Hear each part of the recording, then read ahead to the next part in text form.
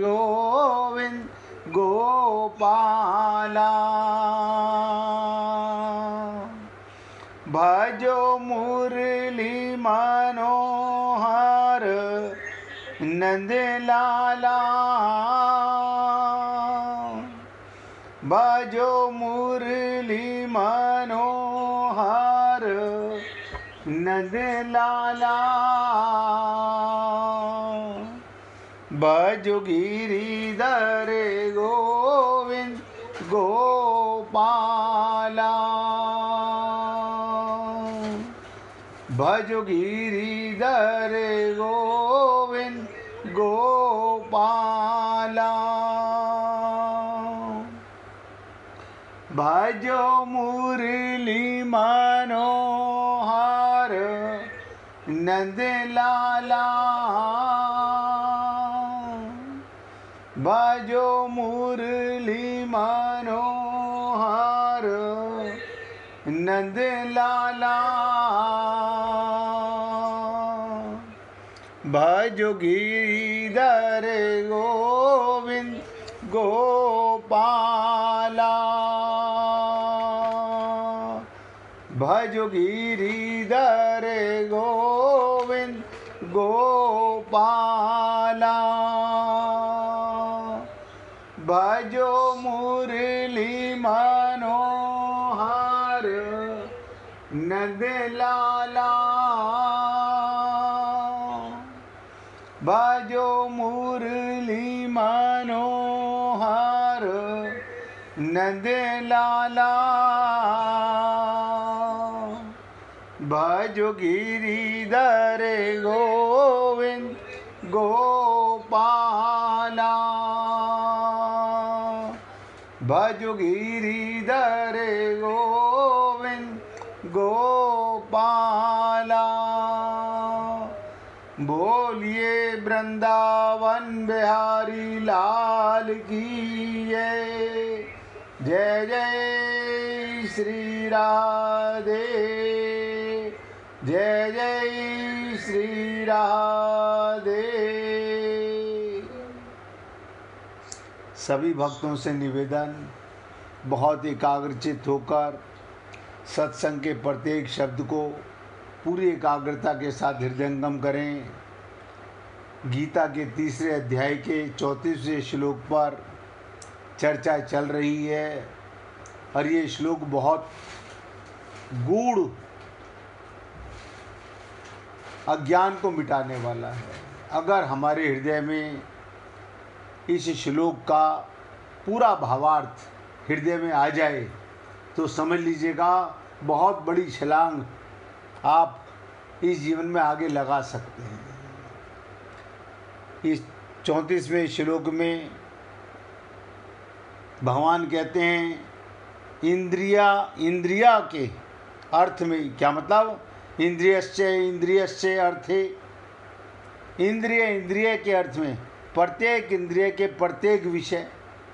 हमारी 5 ज्ञानेंद्रियां 5 विषय, 5 कर्मेंद्रियां 5 विषय, और मनुष्य राग और द्वेष, प्रत्येक व्यक्ति का अपनी अपनी इंद्रियों के हिसाब से राग और द्वेष होता है। अनुकूलता और प्रतिकूलता लेकर स्थित है। सबके मन में, इंद्रियों में विषयों का अनुकूल और प्रतिकूल राग और द्वेष भरा हुआ है। तो भगवान क्या कहते हैं, मनुष्यों को उन दोनों के बस में नहीं होना चाहिए, यानी राग द्वेष के बस में नहीं होना चाहिए। और आपके साथ मूल चर्चा इसी पर चल रही थी कि राग द्वेष, हमें लगता नहीं है कि हमारे अंदर कहीं कोई राग है, कोई द्वेष है, लेकिन गहराई से चिंतन करें और विषय को समझें तो पता चलेगा। मुझे मीठा बहुत पसंद है, इसका मतलब मीठे में राग है। मुझे खट्टा बिल्कुल पसंद नहीं है, आप समझिएगा। ऐसे ही प्रत्येक इंद्रिय का कहीं ना कहीं राग और कहीं ना कहीं द्वेष है। अगर राग है तो द्वेष भी होगा। तो भगवान कहते हैं दोनों के बस में नहीं होना चाहिए, क्योंकि वे दोनों इसके पारमार्थिक मार्ग में, भगवत प्राप्ति में विघ्न डालने वाले ये महान शत्रु हैं। इस पर चर्चा चलते चलते 3 दिन में हम यहाँ तक पहुँचे कि कुछ लोग ऐसा मानते हैं कि राग द्वेष अंतःकरण के धर्म हैं, इनको मिटाया नहीं जा सकता। ध्यान दीजिएगा, बहुत से लोग समझते हैं तो अंतःकरण के धर्म है राग द्वेष, इन्हें मिटाया नहीं जा सकता। पर यह बात युक्ति संगत नजर नहीं आती। वास्तव में राग द्वेष अंतःकरण के आगंतुक विकार हैं। कल हमने एक नया शब्द आपसे कहा था कि ये विकार हैं। अब एक एक शब्द ध्यान दीजिएगा। आप और हम लोग क्या उन विकारों को समझ पा रहे हैं? बहुत गहराई से समझने का प्रयत्न कीजिएगा, यानी कि कैसे कैसे विकार हैं हमारे अंदर।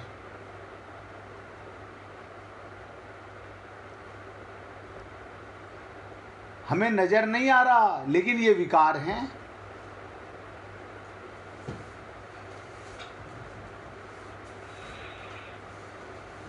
ये आगंतुक विकार हैं, आए हुए हैं, पहले थे नहीं।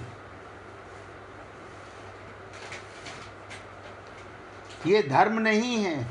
यदि अंतःकरण के धर्म होते तो जिस समय अंतःकरण जागृत रहता है उस समय राग द्वेष भी रहते, इनकी सदा ही प्रतीति होती, परंतु इनकी प्रतीति सदा ना होकर कभी कभी होती है। साधन करने पर राग द्वेष कम होते हैं। साधन माने जागृति। आपको और हमको रोज लगता है कि हम जागते हैं। मैंने ये भी निवेदन किया कि आप और हम लोग ये देखें कि मैं शरीर से जागता हूं या आत्मा से जागता हूं। विजय भाई मोबाइल की आवाज बंद कर लेना। तो बहुत ध्यान से सुनिएगा। आप और हम लोग रोज सुबह जागते हैं। जैसे ही आप जागते हैं आपका मन, आपकी बुद्धि जाग जाती है, शरीर जाग जाता है, आत्म जागृति नहीं होती। इसलिए साधन करने पर, साधना करने पर, किसी गुरु की शरणागति करने पर राग द्वेष कम होने लगते हैं। ये उन साधकों का अनुभव है जो अपने गुरु की शरणागति करते हैं। और शरणागति के लिए भी मैंने आपसे निवेदन किया, मन बुद्धि का सरेंडर कर देते हैं। कम होने वाली वस्तु मिटने वाली होती है। जितने भी लोग सत्संग सुनते हैं, कहीं भी सुनते हैं, किसी भी संत का सुनते हैं, उनमें धीरे धीरे राग द्वेष कम होने लगता है। इससे सिद्ध होता है कि राग द्वेष अंतःकरण का धर्म नहीं है। भगवान ने कहा राग द्वेष को मनोगत कहा। गीता के 2 अध्याय के 55वें श्लोक में भगवान कहते हैं कामान सर्वान पार्थ मनोगातान, अर्थात ये मन में आने वाले, सदा ना रहने वाले।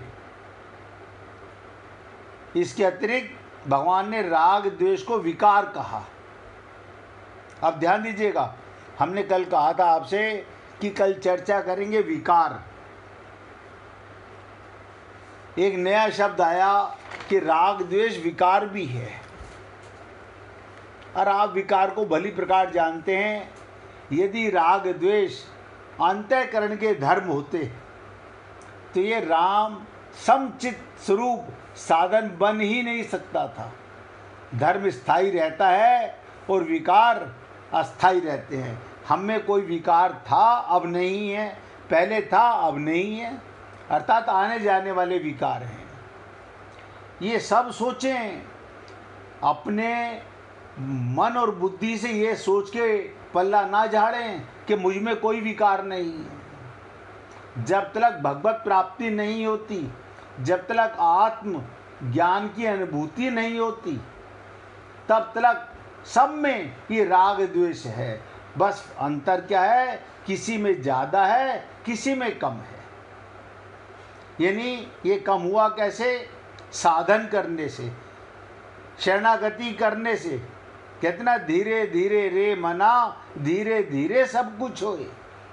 धीरे धीरे करके ये बढ़ता है और धीरे धीरे करके मिटता है, ऐसा समझ लीजिएगा। किसी कन्या का विवाह हो, वो ससुराल में आए, उसका पहले दिन राग नहीं होता, पहले दिन राग नहीं होता।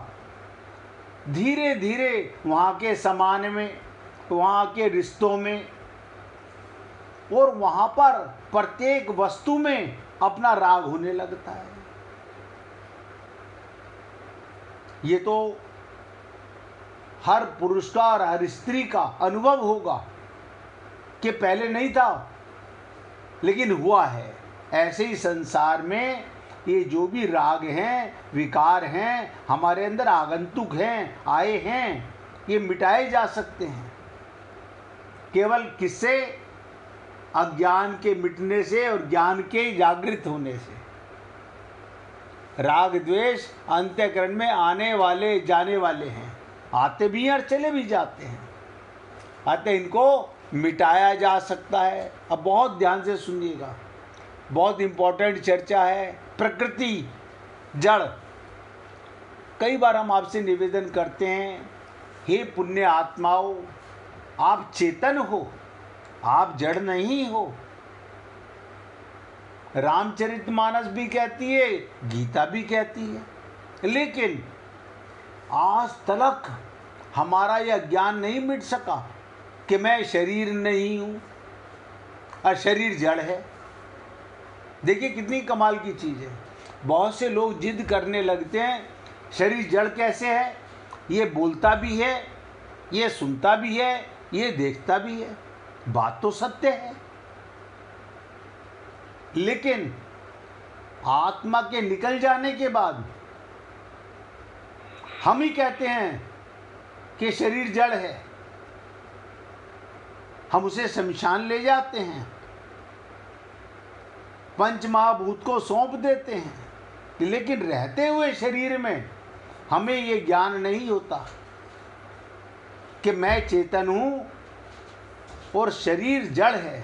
अब बताइए, हमारा सबसे ज़्यादा अपने शरीर में राग होता है, उसके बाद शरीर की इंद्रियों के विषयों में राग होता है, इसके बाद शरीर के संबंध में ज्ञान राग होता है। यानी हम स्टेप बाय स्टेप ऊपर नहीं चढ़ रहे। अगर राग द्वेष है तो हम स्टेप बाय स्टेप नीचे गिरते जाते हैं। इसलिए कहा गया प्रकृति जड़ और चेतन दोनों भिन्न भिन्न हैं।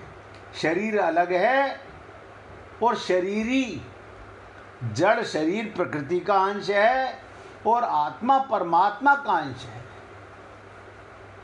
अब देखिए, हम भगवान को कहते हैं सच्चिदानंद, सतचित आनंद।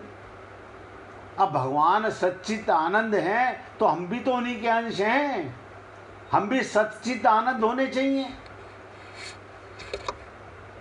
लेकिन हम कभी दुखी होते हैं, कभी खुश होते हैं। क्या कारण है? हमें सत का, चित का और आनंद का पता नहीं है। हम अपने को शरीर मानते हैं। इन दोनों का विवेक स्वतः सिद्ध है। जड़ जड़ रहेगा और चेतन चेतन रहेगा। पुरुष इस विवेक को महत्व ना देकर, आप और हम लोग इस चीज को महत्व नहीं देते। इस विवेक को, विवेक माने सत और असत का ज्ञान। देखिए, सबके पास मन है, सबके पास बुद्धि है।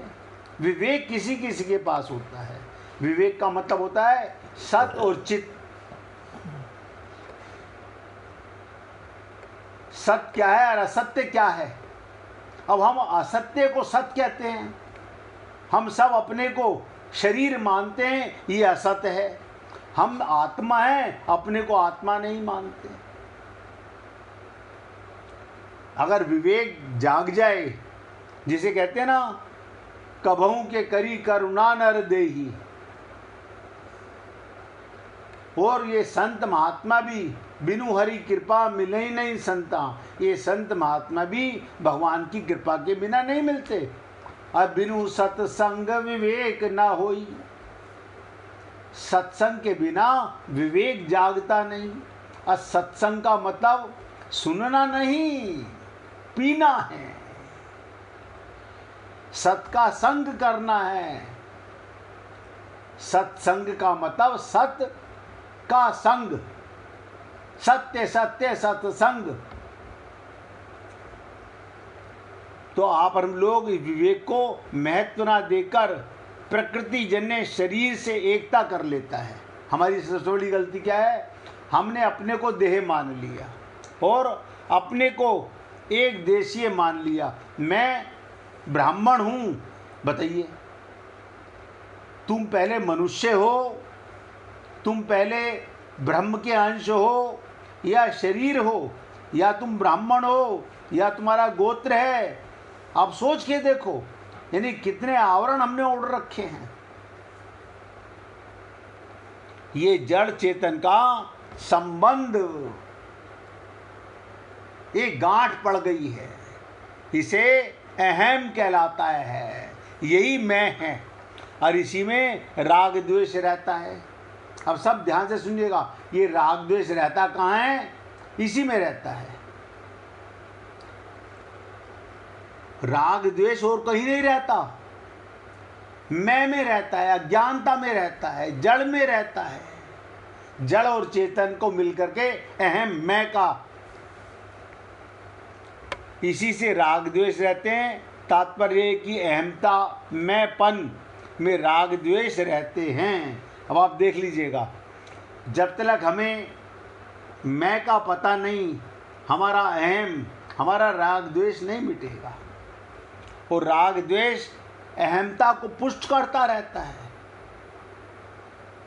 हमने आपसे कहा पहले आप मनुष्य तो बन जाइए, लेकिन हम कहते नहीं, हम तो ब्राह्मण हैं, हम तो क्षत्रिय हैं, हम तो वैश्य हैं। अभी कोई उद्देश्य नहीं बना जीवन में। यही राग द्वेष बुद्धि में प्रतीत होते हैं।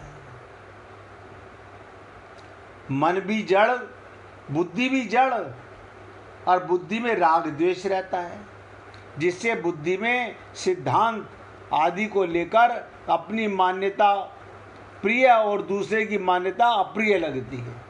अपनी बात तो प्रिय लगती है। कई बार आप लोगों ने देखा होगा, संत महात्माओं की बातें हम सुनते तो हैं, अप्रिय लगती, अच्छी नहीं लगती। अब हमें कोई ममता पर चोट करे, मोह पर चोट करे, आसक्ति पर चोट करे, धन पर चोट करे, अज्ञान पर चोट करे, हमें अच्छी नहीं लगती। हम सुन लेते हैं, हम सुन तो लेते हैं, लेकिन अच्छा नहीं लगता। फिर ये राग द्वेष मन में प्रतीत होते हैं। पहले बुद्धि में, अंतःकरण से बुद्धि में आते हैं, और बुद्धि से मन में आते हैं, और मन से इंद्रियों में आते हैं, जिससे मन के अनुकूल बातें प्रिय और प्रतिकूल बातें अप्रिय लगती। अब ध्यान दीजिएगा, हम किन लोगों के पास बैठना चाहते हैं, किन से बातें करना चाहते हैं, जो मेरे मन माफिक बात करे, मेरे मन के अनुसार बात करे। अब आप बताइए, अगर संत महात्मा हमारे को हमारे मन के अनुसार ही चलने लगें, हमारा पहले से बिगड़ा हुआ मलिन मन है, मलिन बुद्धि है, मलिन चित्त है, वो धीरे धीरे हमारे को ऐसा सत्संग सुनाते हैं, हमारा मन, हमारी बुद्धि और हमारा चित्त धीरे धीरे राग द्वेष कम होने लगता है। एकदम नहीं होता, एकदम नहीं होता, लेकिन धीरे धीरे होने लगता है। फिर यही राग द्वेष इंद्रियों में प्रतीत होता है। देखिएगा, अंतःकरण से बुद्धि में आता है, बुद्धि से मन में आता है, मन से इंद्रियों में आता है, जिससे इंद्रियों के अनुकूल विषय प्रिय और प्रतिकूल विषय अप्रिय लगते हैं। हमारी आँख जहाँ अंदर अपनापन है वहाँ देख करके बड़ा अपनापन अच्छा लगता है, और जो कोई गैर आदमी आए, आप हटो आगे से, मैं अपने बेटे को देख रहा था, आप कौन आ गए, सोच के देखो, ये हमें नजर नहीं आता, सब में है। यही राग द्वेष इंद्रियों के विषयों जैसे शब्द, स्पर्श, रूप, रस और गंध, सोचिए देखिएगा, 5 ज्ञानेंद्रियों के 5 ही घर होते हैं, 5 ही विषय होते हैं। इनमें अपनी अनुकूलता प्रतिकूलता भावना लेकर प्रतीत होते हैं। अतः जड़ चेतन की ग्रंथि अहमता मैंपन के मिटने पर राग द्वेष सर्वदा अभाव हो जाता है। जिस दिन अहम मिटा, अज्ञान मिटा, ये भी मिट जाते हैं, क्योंकि अहमता पर ही राग द्वेष टिके हुए हैं। अहमता पर, अज्ञान पर टिके हुए हैं। और देखिए, मैं आपसे रोज निवेदन करता हूं, किसी भी पुण्य आत्मा को कहीं पर भी जरा बहुत भी शंका हो, सुन करके आगे बढ़ने का प्रयत्न मत कीजिए, समझने का प्रयत्न कीजिए, जीवन में उतारने का प्रयत्न कीजिए, क्योंकि मनुष्य शरीर धीरे धीरे हमसे छिनता जा रहा है। ये तो भगवान की कृपा से आप हम लोगों को कहते ना, कबहू के करी करुणा नर देही, ये बड़ी कृपा से मिलता है। हमारे कोई पुण्य कर्म होंगे पुराने, जिसके कारण भगवान हम पे कृपा कर देते हैं, लेकिन आप और हम लोग माया के जंजाल में, अहम के जंजाल में, राग द्वेष के जंजाल में अपना जीवन धीरे धीरे किल कर रहे हैं। हमें नजर नहीं आ रहा, लेकिन कर रहे हैं। जैसे दीमक लकड़ी के बाहर नजर नहीं आती, अंदर से पहले खोखला करती है। जब अंदर से पूरी तरह खोखला कर देती है, तब वो बाहर नजर आने लगती है। इसी प्रकार आपके और हमारे अंदर ये राग द्वेष, फिर कहते ना, फिर पछताए क्या होते हैं जब चिड़िया चुग गई खेत। जब ये शरीर चला गया, फिर तो लकीर के फकीर कुछ भी करते रहो, नतीजा ठन ठन गोपाल है।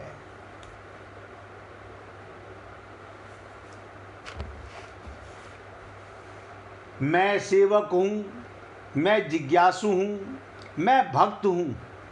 ये सेवक, जिज्ञासु और भक्त जिस मैं में रहता है, आप सोच के ध्यान दीजिएगा, हमारे मन में आता है मैं तो सेवक हूँ। ये सेवक किस में रहता है, कौन सा मैं है? उसी मैं में राग द्वेष भी रहता है। बहुत से लोग कहते हैं मैं जिज्ञासु हूँ। जिज्ञासु किस में रहता है? उसी में राग द्वेष रहते हैं। मैं भक्त हूँ, उसी में राग द्वेष रहते हैं। राग द्वेष ना तो केवल जड़ में रहते हैं और ना केवल चेतन में रहते हैं। जड़ चेतन के माने हुए संबंध में रहते हैं, अज्ञानता में रहते हैं। और आप और हम लोगों ने हैं चेतन, जड़ और चेतन में ग्रंथि पड़ गई, बस यहीं से एक दाग, कालिश हमारे अंदर प्रवेश करने लगी। हम अपनी दृष्टि में सेवक भी बनते हैं, भक्त भी बनते हैं, जिज्ञासु भी बनते हैं, लेकिन राग द्वेष नहीं मिटता।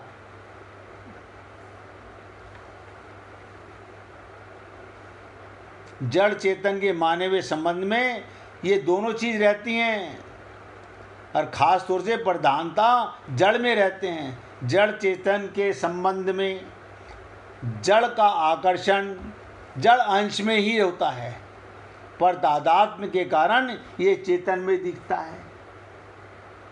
रहता जड़ में है लेकिन चेतन में नजर आता है।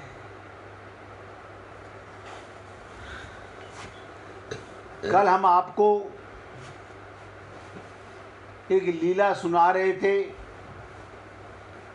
आप लोगों ने ध्यान से सुनी भी होगी, जनक जी की, जिनको स्वप्न आया और उस स्वप्न के अंदर जनक जी ने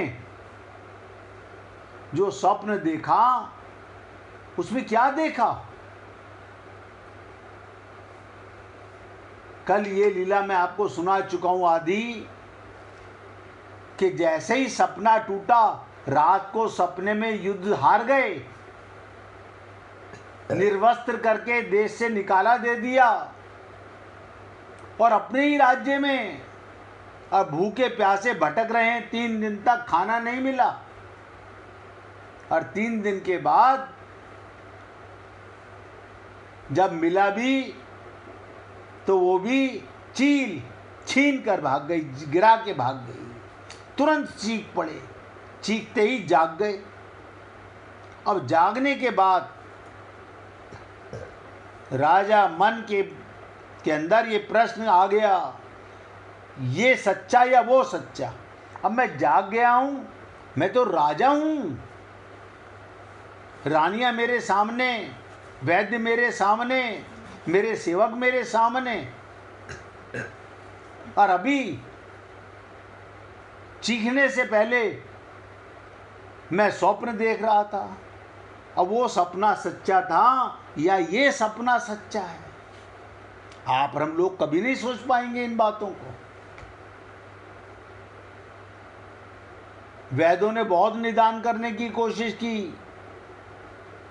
अब क्या दशा हो गई, किसी स्वप्न को देखकर भ्रमित हो गया, ये पागल हो गए हैं। राजा महल में बैठे रहते, जो खाने को दिया जाए खा लेते, जो भी मिलता उससे यही पूछते, ये सच्चा या वो सच्चा। एक दिन अष्टावक्र मुनि राजमहल में आए। देखिए, कल तक की लीला के बाद आगे सुना रहा हूँ। एक दिन अष्टावक्र मुनि, और मैं इसलिए सुना रहा हूँ, आप अष्टावक्र की और जनक जी की लीला मत सुनिए, ये सुनिए कि मैं कभी इन सपनों से जागूंगा कि नहीं जागूंगा। अष्टावक्र मुनि राजमहल में आए। वो बड़े तपस्वी योगी सिद्ध पुरुष थे। मुनि को राजा के स्वप्न का पूरा वृतांत बताया गया। अष्टावक्र जी ने, बड़े मनोवैज्ञानिक पंडित भी थे, उन्होंने समझ लिया कि स्वप्न ही राजा की इस स्थिति का मुख्य कारण है। सारे दुख स्वप्न के कारण है।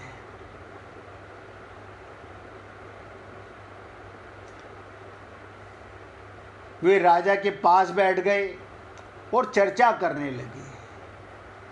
अष्टावक्र बोले, राजन, जिस समय तुम स्वप्न में, ध्यान दीजिएगा, स्वप्न में राज्य से निकाल दिए गए थे और तुम्हारा सब कुछ छीन लिया गया था, उसमें तुम राजा थे क्या?